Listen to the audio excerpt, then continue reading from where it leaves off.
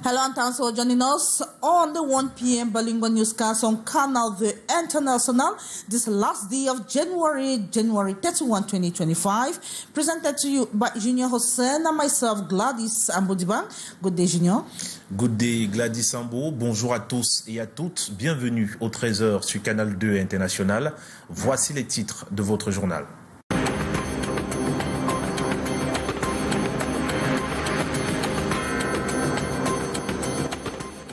3 milliards 498 millions de francs CFA, c'est le budget alloué à la Commission nationale pour la promotion du bilinguisme et du multiculturalisme pour l'année 2025 au Cameroun. C'est l'une des informations phares de la première session semestrielle au titre de l'exercice 2025 tenue ce 30 janvier au siège de la Commission à Yaounde en présence de Peter Mafani Moussongué, son président.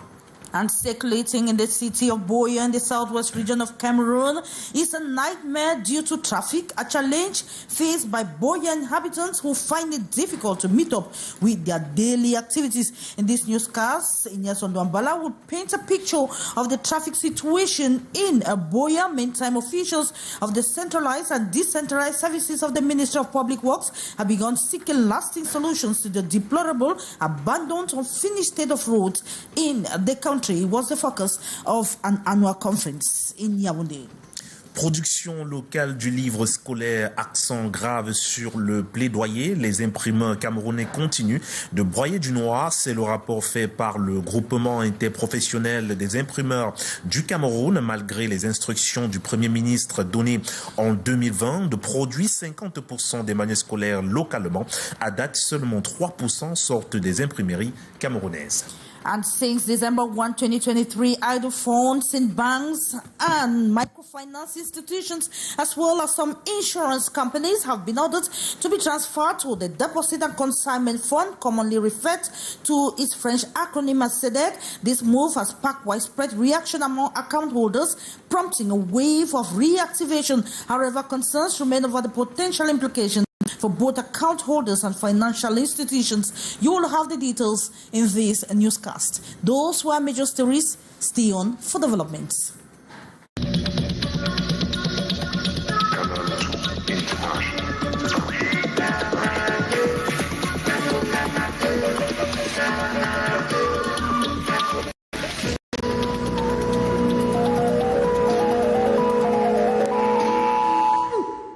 Thanks for joining us once again. You can watch us live on our social media handles, Facebook and YouTube. We take you directly to the Mayokani division. Eh bien, les populations du Mayo-Kani exigent l'annulation du décret portant création du parc national de Mbed. Elles ont manifesté leur mécontentement hier jeudi. Les précisions avec Lille Piedjou et Aminou Alioum. La création du parc national de Mbed dans la région de l'extrême nord du Cameroun, plus précisément dans le département du Mayokani, a suscité une vive opposition de la part des populations locales. Ces dernières ont manifesté leur colère et leur désaccord face à ce projet, estimant qu'il menace leur existence et leur mode de vie. Jamais!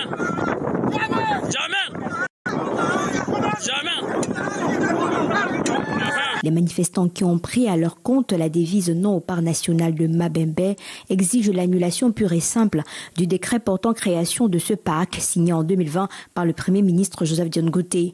Ils estiment que la création de ce parc entraînera des déguerpissements et des pertes de terres, ce qui aurait des conséquences désastreuses pour leur communauté.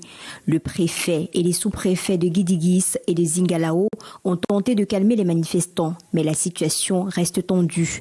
Les populations locales sont déterminés à défendre leurs droits et leurs intérêts et à faire valoir leur opposition à ce projet qui, selon elles, ne prend pas en compte leurs besoins et leurs préoccupations. Cette affaire soulève des questions importantes sur la protection de l'environnement et les droits des populations locales. Il est essentiel que les autorités compétentes prennent en compte les préoccupations de ces dernières pour trouver une solution équitable et durable. Augmentation du budget alloué à la Commission nationale pour la promotion du bilinguisme et du multiculturalisme au Cameroun. Ceci pour l'année 2025 avec un peu plus de 3 milliards de francs CFA. Cette année, un accent particulier est mis sur la formation des ressources humaines à travers les 10 régions du pays. Joël Njom 3 et Raoul Ngoufo. Comparé au budget 2024 de la Commission nationale pour la promotion du bilinguisme et du multiculturalisme, celui de l'exercice 2025 connaît une augmentation de 440 millions de francs CFA et s'équilibre en recettes et en dépenses à la somme de 3 milliards 498 millions de francs CFA, repartis comme suit: 2 milliards 978 millions de francs CFA pour le fonctionnement et 620 millions de francs CFA affectés à l'investissement. Ces chiffres ont été rendus publics ce 30 janvier à Yaounde au cours de la première session semestrielle de la Commission au titre de l'exercice 2025. La part belle sera accordée au renforcement des capacités du personnel. Le renforcement des ressources humaines, des antennes régionales et la dynamisation du fonctionnement de ces antennes. La quinzaine de membres est bien présente pour cette grande rencontre qui définit la trajectoire de l'année. La Commission va poursuivre ses efforts en faveur de la lutte contre les discours de haine. Ces travaux qui se déroulent 2 semaines après la disparition de David Buea, membre de cette commission, étaient teintés de tristesse en voyant son siège vide.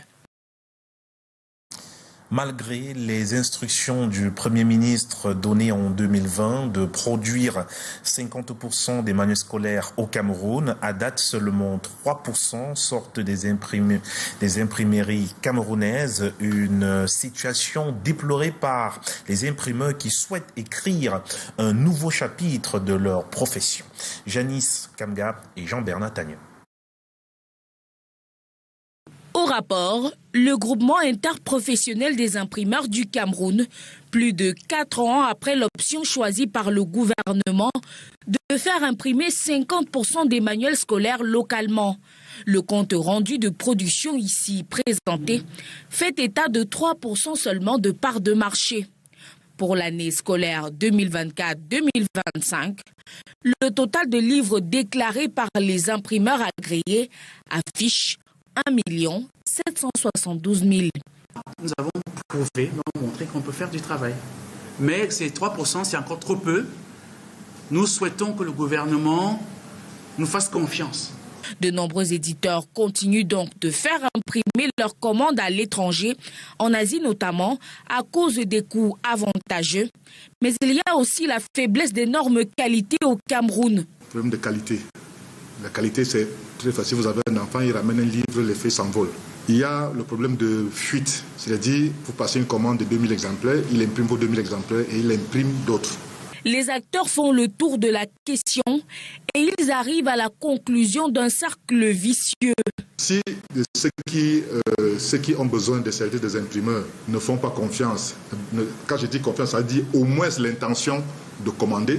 Évidemment, les imprimeurs, eux, ne peuvent pas prendre le risque d'aller investir sur des machines pour lesquelles ils ne sont pas sûrs qu'il y aura un amortissement. Toutefois, ils comptent une fois de plus sur l'intervention de l'État pour améliorer leurs chiffres. Nous allons rencontrer le Premier ministre, déjà rendre compte de ce qui s'est déjà passé, et puis évidemment améliorer nos matériels de production, améliorer la formation de nos employés. Les imprimeurs espèrent, entre autres, la mise sur pied d'un fonds de garantie qui devrait servir à protéger la chaîne du livre Made in Cameroun. Circulation très difficile en ce moment du côté de Buea. On en parle avec vous, Gladys Sambo. Exactly, Junior. Circulating in the town of Buea in the southwest region of Cameroon is a nightmare as a result of a traffic challenge faced by Buea inhabitants who find it difficult to meet up with their daily activities. We have our reporter Ines Ondwambala who paints a picture of the traffic situation in Buea. Her report.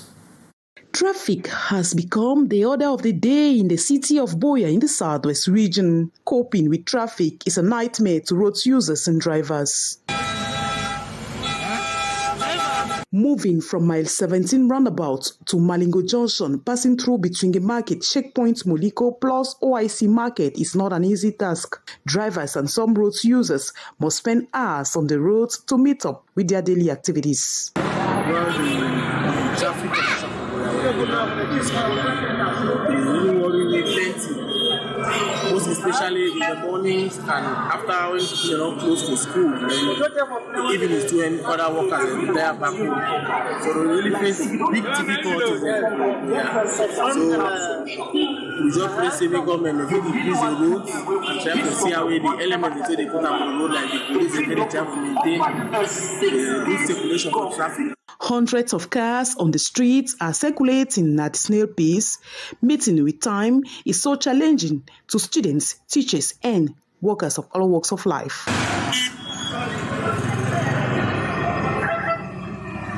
Also, when traffic today, with the increase of fuel to the worry, we will start inside traffic, go to the board. At the end of the day, you see, I say, maybe you don't really get what you expect. Road users are calling on competent authorities to rehabilitate secondary roads to decongest the main roads from mile 17 to the governor's office. When streets of Buea they be on tar, when they never tar the roads, if they did tar that road, then let's say it will help to reduce the traffic. But we get road from Buea, where the close people come up with their towns. That road, look at the road really bad. The government will that road, they fix them, they go they fine. It is worth noting that the traffic phenomenon is as a result of the economic boom in the city of Buea, which has become an island of peace where many internally displaced persons from risk zones now find refuge, as the security crisis continues to hit some rural areas. I'm seeking lasting solution to the deplorable, abandoned and unfinished state of roads in the country has been the focus of a meeting in Yaounde, or the annual conference of officials of centralized and decentralized services of the Ministry of Public Works that held recently in the nation's political capital, Yaounde. Beatrice Gamo tells us more. The situation of the Ring Road, Public Works Minister says, very satisfactory. The Cameroonian company in charge of the 536 stretch that links 6 of the 7 divisions on track. With Bamenda Kumbo, 50.3 kilometers. But that section had some degradation. We will repair those degradation. But what is going on now is Kumbo Ndu Kambe, Nkambe Misaje. The pothole notice, he adds, is due to tonnage, effects of climate change and others. And those potholes was created in some cases by the terrorists who came to dig them and fit in explosive. Repair works will continue, so too the tarring of the rest of the section. He adds this appeal. When we are constructing the Ring Road, we are also giving out some possibility of employment to the youth. We have already recruited 157 young men. The deplorable state of roads in the country are due to challenges such as so much rains and those degradations came as a result of our difficulties to raise funds to immediately get the company to start the work. Diagnosis on the Ring Road, Ngaoundere Garwa, Mora, Banga, Kusere, phase 2 of the Yaounde Douala motorway and highways number 3, 5, 7 and 10 on the table of the...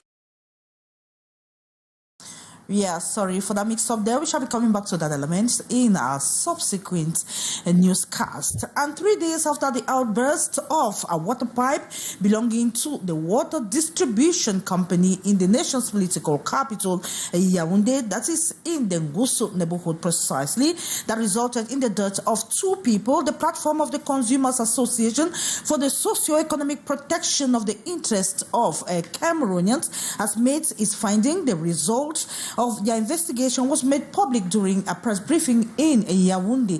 Beatrice Gamo, once again. This is the third day since the drama that claimed the lives of two, a child of 3 and a girl of 24 years respectively, alongside material damage at the Nguso neighborhood in Yaounde. Traces of the tragic disaster still very visible here and there, the population taking burns and cuts to go about activities. This January 30, the leaders of the Platform of Consumers Association, after multiple findings at the site made their revelation, started with the cause, which they say was not deliberate. And from technical explanation, it's a big pipe that gave way. Pour nous, ces conduites-là sont déjà très to us, the pipes are very old, we should acknowledge, not something of today, and we think those pipes have expired and so needed to be changed.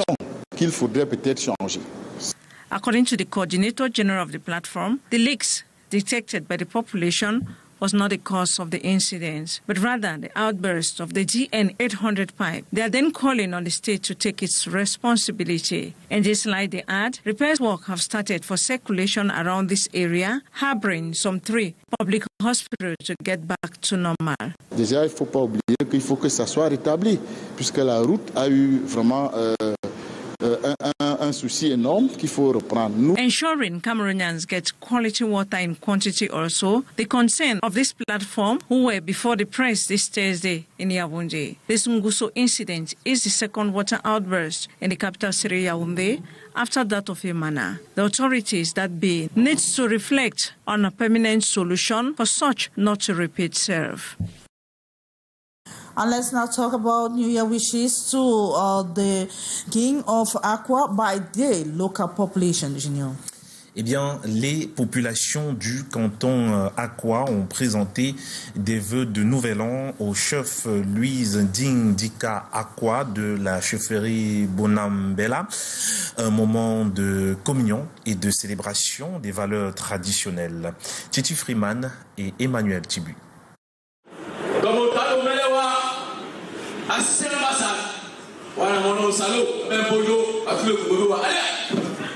Vœux de paix et d'unité formulés réciproquement par les populations et le chef du canton Akwa ce jour à la salle des fêtes d'Akwa de Douala.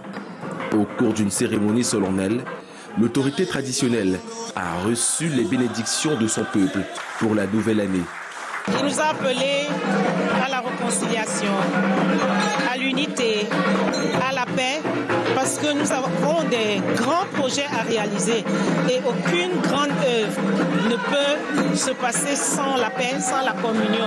C'est ensemble qu'on est plus fort et c'est ensemble qu'on peut aller plus loin. Vous avez vu l'effervescence de toutes les populations du canton Akwa, les élites, les villages qui ont communié avec leur chef supérieur pour donner une orientation nouvelle au canton et lui donner des moyens non seulement de promouvoir les populations du dit canton, mais également d'être maîtres de leur territoire. Occasion également de présentation des projets et du plan d'action à suivre au courant de l'année pour la bonne marche de la communauté. Nous avons beaucoup de projets que nous avons soumis à notre roi et avec son aval et son accompagnement, nous allons les mener à bien et ce sera pour le bien-être des populations Bonambela et ceux qui habitent dans le canton Akwa. Ce que cette occasion de souhaiter les vœux au King Akwa s'est transformé en une célébration des valeurs traditionnelles, des valeurs culturelles. Un moment de rassemblement, de communion et de célébration des valeurs traditionnelles, meublé par des allocutions et remises de présents. Et la même communauté Sawa vient également de célébrer le roi du canton Bel à Bali, Douala, pour son élection au poste de vice-président du Conseil national des chefs traditionnels du Cameroun. Un moment de réjouissance au sein de ce canton. Les détails avec la collaboration d'Emmanuel Tibu. Tam-tam, cris de joie et danse accueillent le nouveau vice-président du Conseil national des chefs traditionnels du Cameroun, ici au canton Bel de Bali à Douala.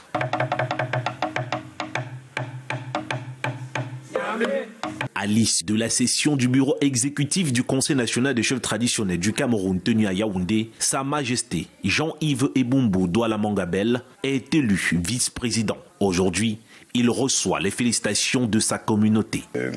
On ne choisit pas en tant que tel, c'est quelque chose qui vient. Et c'est arrivé et j'en suis parfaitement heureux. Il est également chargé des affaires économiques au sein du Conseil. Dieu merci, c'est notre domaine. Et je pense que nous allons l'accompagner tous dans cette charge.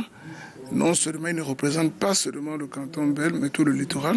Le nouveau vice-président du Conseil national des chefs traditionnels du Cameroun est chargé des affaires économiques. C'est déjà fixé des objectifs.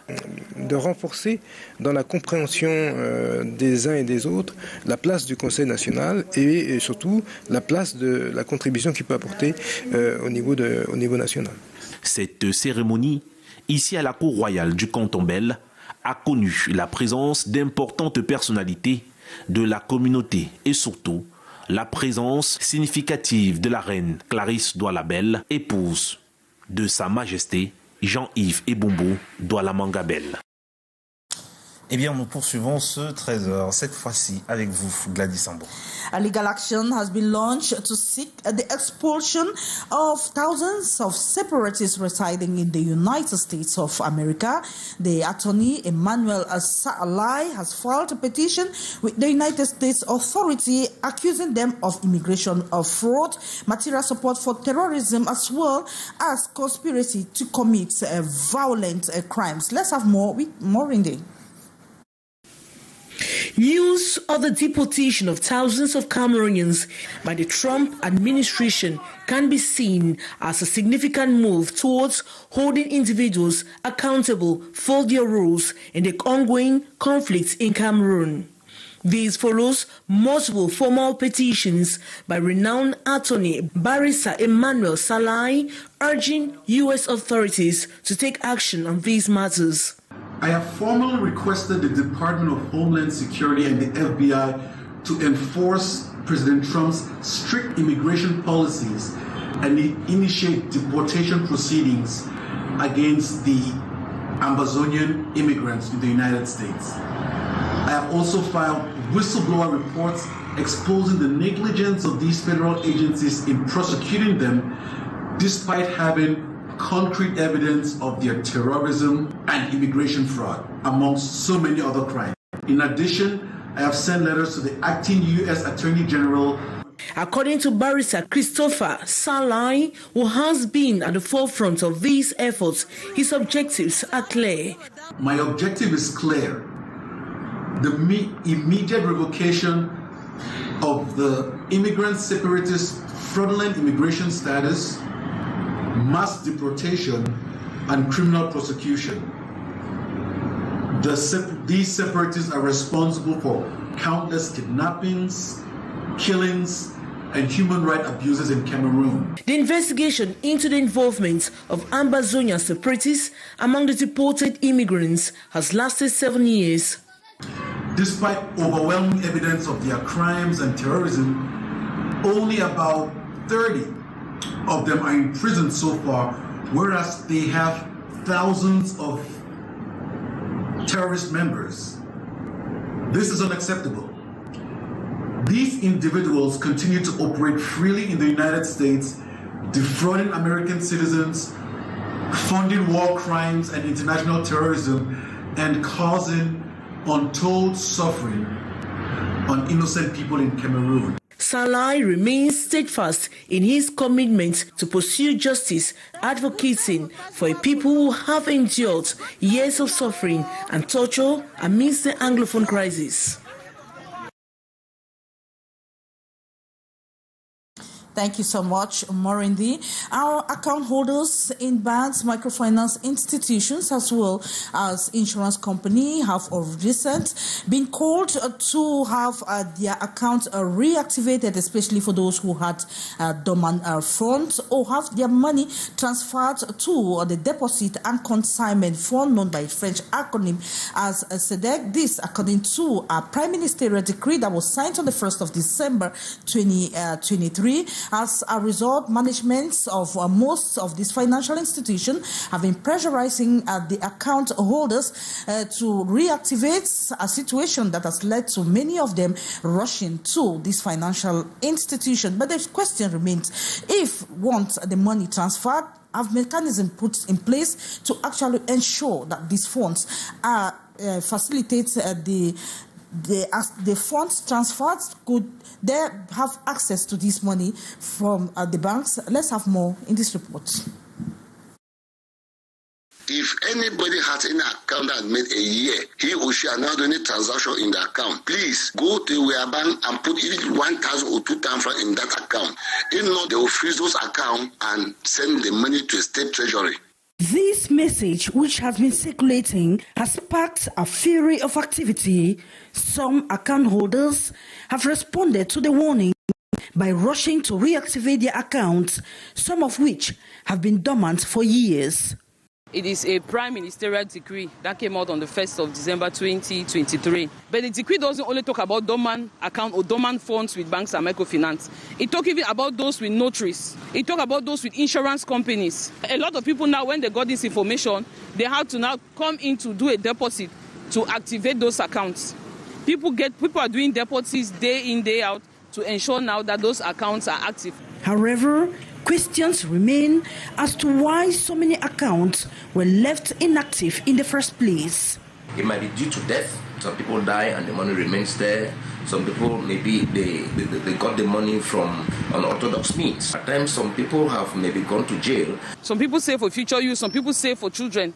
Someone can maybe have some money and decide to keep it in the bank, that okay, when my children are about going to a university. So there are several reasons. Amidst the surge in account reactivations, financial experts have raised concerns about whether sufficient mechanisms are in place to protect account holders' funds and ensure the rights of their beneficiaries are safeguarded. Have they put in place measures, or have the required documents been channeled alongside those funds that have been sent?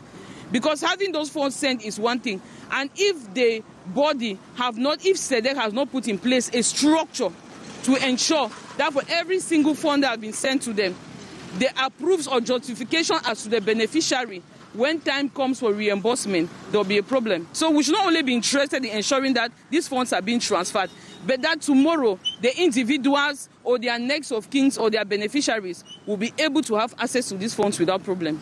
There are fears that financial institutions may face liquidity challenges as dormant funds are moved to the deposit and consignment fund, potentially destabilizing smaller institutions. We continue in the French language now. La mise en bière du directeur de l'agence portuaire nationale, lui, Ebou-Peke, s'est déroulée ce 31 janvier 2025 du côté de Yaoundé. La tristesse était perceptible au cours de cette cérémonie qui s'est voulue sobre. Les précisions avec Joël Diom 3 et Samuel Ebakis. Dans son cercueil blanc, lui Ebou-Peke s'est endormi pour l'éternité, certainement sans avoir achevé l'ambition qu'il nourrissait pour l'agence portuaire nationale APN. À l'heure des adieux, la tristesse de la séparation est bien présente ce 31 janvier à la morgue de l'hôpital général de Yaoundé lors de la mise en bière. Derrière ses lunettes noires, la veuve laisse transparaître son émotion et sa douleur. Les proches chagrinés reçoivent le réconfort des membres du gouvernement, directeurs généraux et de nombreuses autres personnalités, sans oublier le personnel de l'APN venu accompagner leur patron dans ce voyage en aller simple. Lors de l'office religieux, le pasteur célébrant confie l'âme de l'illustre disparu à son créateur, mais aussi ses proches et amis, afin d'être fortifié dans cette épreuve douloureuse. Nommé directeur général de l'APN en mars 2021, toutes les personnalités présentes vont s'incliner en signe de profond respect devant la dépouille d'un visionnaire, selon ses proches collaborateurs du secteur portuaire au Cameroun. Direction, le village Batombe Paridea, où lui et Boupeke sera inhumé ce samedi 1er février, à l'âge de 68 ans. Gladys Ambo, nous sommes arrivés au terme de ce 13h sur Canal 2 International. It was actually a pleasure knowing you're watching the news on Canal 2 International. But don't go away, you have the next editions of the news at 3:30 p.m., which will be the regional news. At 6:15 p.m., the primetime newscast in the English language at 19:50. You have the primetime newscast in the French language. We will not be yours again next week, but we will have a new team that will take over the 1 p.m. news. You'll have Monique Nausi Fotso and Maureen Dieter, who will be yours as from Monday, February 3rd, 2025. But then, stay tuned to programs on Canada.